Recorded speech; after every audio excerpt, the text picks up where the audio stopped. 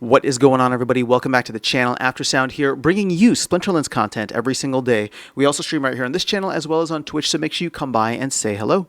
This video is also brought to you by my music, which is available anywhere you stream music under the name Aftersound, and I do have a new song out recently called Don't Forget About Me, the Supernova version, so check it out. Let me know what you think, and I appreciate the support. All right, guys, we're going to get into a fun topic today, which is one that I think is starting to get a little bit more buzz lately, and that is the case for never selling SPS again. Now, I know it sounds a little dramatic, sounds way too bullish, and Papa Bear is going to bring you all back to reality.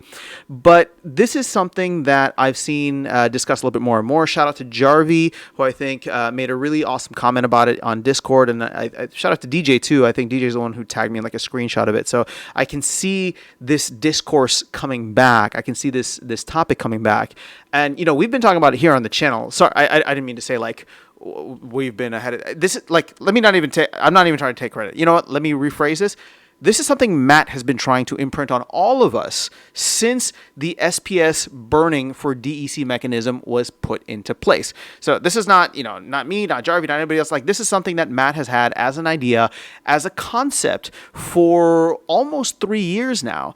And we've seen little bits and pieces of it, right? With Rebellion first and maybe some other points. But now is the moment with the flywheel, not quite activated, but slowly getting there again. Now is the moment in which we can actually see if this can become sustainable, right? The flywheel did activate when Rebellion and Land 1.5 came out, but there were still a lot of loops to close. There were still a lot of faucets for DEC to close, which in the last 18 months have been closed. So it is really like the game economy. I'm not lying when I say this, and this is part of the reason why I'm so bullish, is that the game economy is in a much better place. Now, again, none of this financial advice. I'm not saying that SPS is going to go to the moon. I have no idea what's going to happen tomorrow.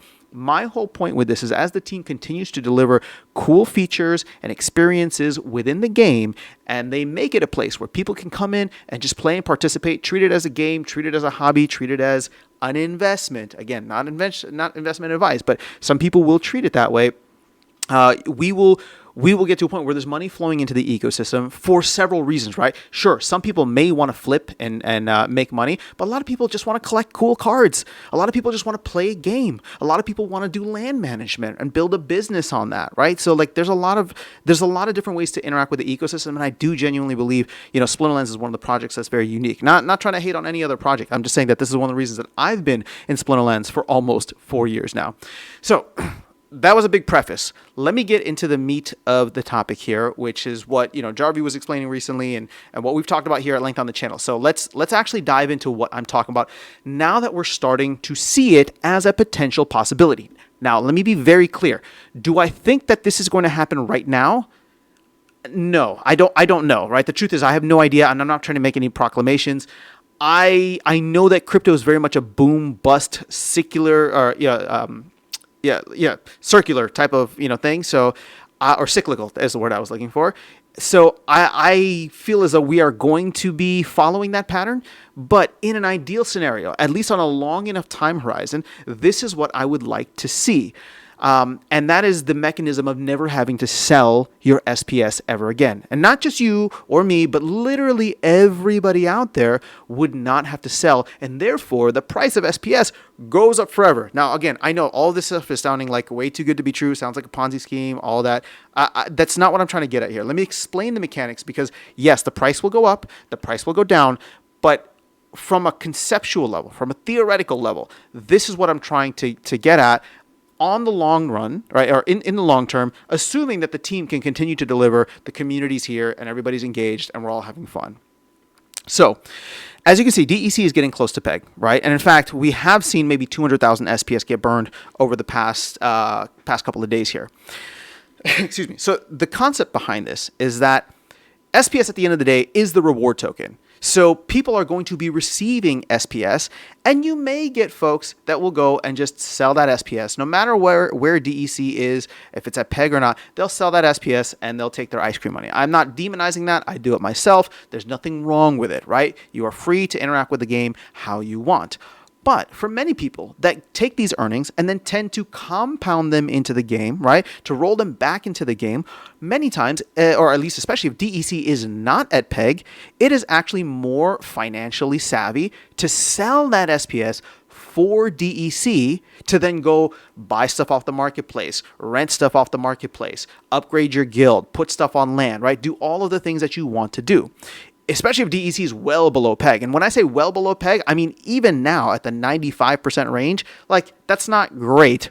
And anything I would say below 90, like why would you even be bothering to burn? You should just be selling it, right? That's the financially smart thing to do.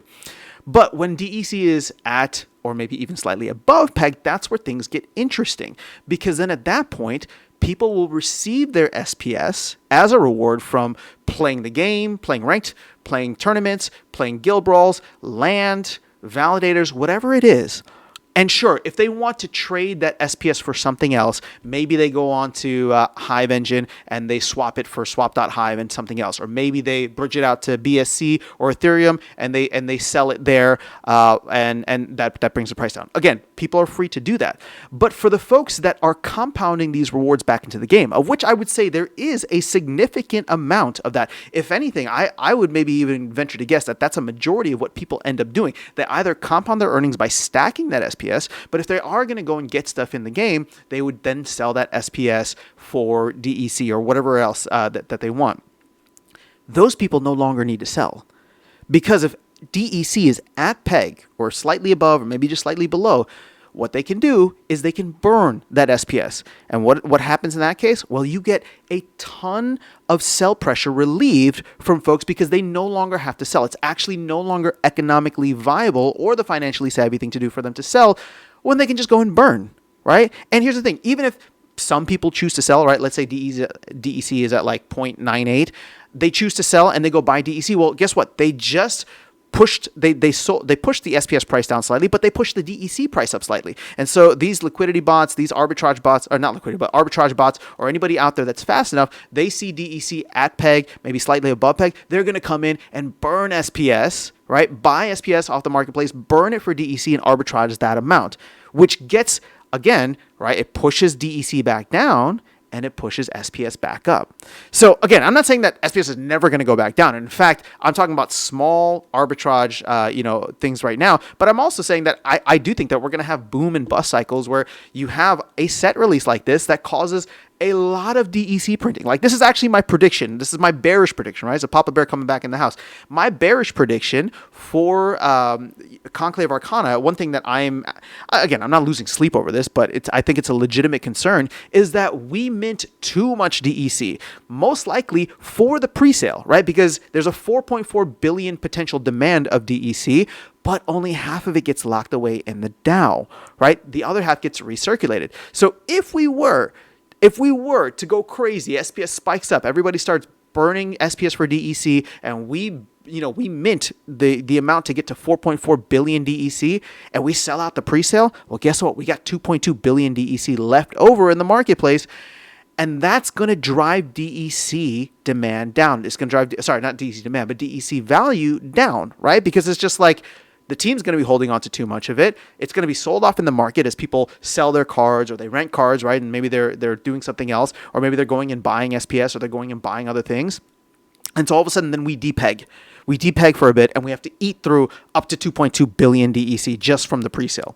Now, again, none of this stuff lives in a vacuum, and obviously the general sale is going to begin right after the presale, so hopefully there will still be demand for all this kind of stuff. But this is why I advocate for, and not that I can do anything, but it's just like my hope is that we just get a steady, slow, but very methodical and consistent upward trend on SPS, rather than it spiking up and spiking back down and us going through periods of bearishness where we have to eat through the DEC overhang like we did for the last 3 years, right? I would love to see it where it's just like, hey, we print just the right amount of DEC, right? By burning the right amount of SPS to mint the right amount of DEC, half of that gets locked in the DAO for each purchase. Whatever gets recirculated, maybe more purchases happen. Maybe people decide to activate more land. Maybe they upgrade their guild buildings. Maybe they pay for what's that, like a wild pass, right? I'm thinking of all the things that like burn DEC. So all of a sudden, the excess DEC we have in the ecosystem never hits a critical point where all of a sudden people are like, yeah, okay, there's like too much here. I'm just going to start selling SPS for DEC because DEC has depegged too much, right? So that is obviously the ideal scenario. And while I don't think that the ideal scenario is very likely in a short-term time frame, when you expand it on a long enough time horizon, and again, then you have to place a lot of assumptions that, crypto is going to do well over the next 5-10 years, or Splinterlands team is going to continue to deliver. Players in the game will stay engaged. The marketing is going to work and bring in new players, right? When you have all of these things and make those assumptions, then yeah, on a long enough time horizon, I think that's exactly what's going to happen. And not in a like, oh, this is a speculative bet, right? Like, I think that SPS is going to go up in the long run because more and more people are going to come out and check out the game, and it's a Ponzi scheme mechanic. Yes, there are elements where the more people come in, the demand goes up. There's no doubt about that, right? But here's the thing. This is why it could be beautiful with just 1,000 players or 5,000 players. Imagine this, right? 5,000 players love this game and are willing to buy the new set every time it comes out. They're willing to participate, and they're just like collecting cool stuff. This is just a hobby for them, and they are spending money on it, not like an investment to get something out of, but they're just spending money because they want to collect all the cool sets in these things. And these 1,000, 3,000, 5,000, whatever the number is, right? They can sustain the company to continue delivering more and more features in the game. We never need new players. We can keep that same core player base, but that core player base can sustain the company indefinitely, right? Or for a long period of time. Well, guess what happens? The company, because they're facilitating back-end credits transactions, as well as the players, all start to burn more and more SPS for DEC in the long run. Burn that DEC, or that DEC gets locked up in the DAO, and SPS just becomes incredibly scarce. And in that way, it's like, okay, at a certain point, right? Like, I have X amount of SPS. I might sell some at this level. I might sell some at this level. I might sell a little bit more at this level, but those dynamics start to come in at play. And it's like, okay, for me, I'm trying to get to my goal of 500,000. I would love to be able to hold and stake 500,000 SPS in my account forever, right? Without the intention of ever selling it. But it's like everything above that, sure, I could sell, right? And have some fun with it. And maybe if SPS were to go to, like 50 cents, maybe I would sell a small portion of my stack. If SPS were to go to $1, I'd sell another portion of my stack. But you get what I'm saying, right? All of a sudden, these incentives align, and obviously everybody's level is different, but it starts rising and rising, and slowly people part with it because the team has to come in and buy it off the marketplace to burn it for DEC, or another player has to come in, buy it off the marketplace, drive the price up, and burn it for DEC because they want cool things in the game, like packs, like cards, like renting stuff, like land. So that is how I kind of view this in the long run, and I just wanted to explain it in a little bit more depth. Again, this is not a short-term thing, but I do believe that we may be in a position where we start to see this upward trend, right? We saw a sneak peek of it with Rebellion a year and a half ago, but there were just too many other areas too many other loops that the team and faucets that the team needed to close off, which they've done a fantastic job of. When I look around the game ecosystem now, I don't see the same kinds of issues, the same kinds of lingering issues. And I think Matt and team are actually much better at recognizing a potential exploit before they even put it out there, and are trying to get ahead of this kind of stuff, which gives me a lot of confidence to say that maybe, right, we never have an issue where we can have that kind of major DEC overhang the way that we did with the SPS airdrop and with the burning of Gladiator cards and with XYZ drama, right?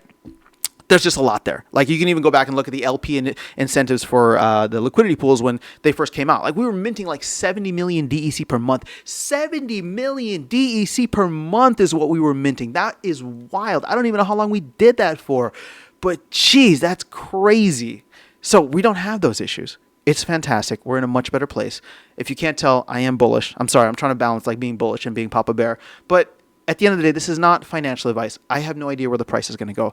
I'm just saying, when you look at this conceptually from the mechanics, this is not like a hype pump and dump. It's not a Ponzi scheme where people come in. This is hey, there's a cool game here. People like this game. They're playing it, and they like buying and collecting new cards. And this new set is going to be the epitome of like what collectors dream of. The first time the team has ever done something like this. And if they can continue to innovate and build upon that, we don't even need new players for SPS to go up sustainably over time. But I think when you build cool stuff, and also when you have massive green candles, that will attract more and more new players. So that's all I have for you guys in this video. Let me know your thoughts in the comments below. Otherwise, I will catch you all in the next one and see you around the game. Take care.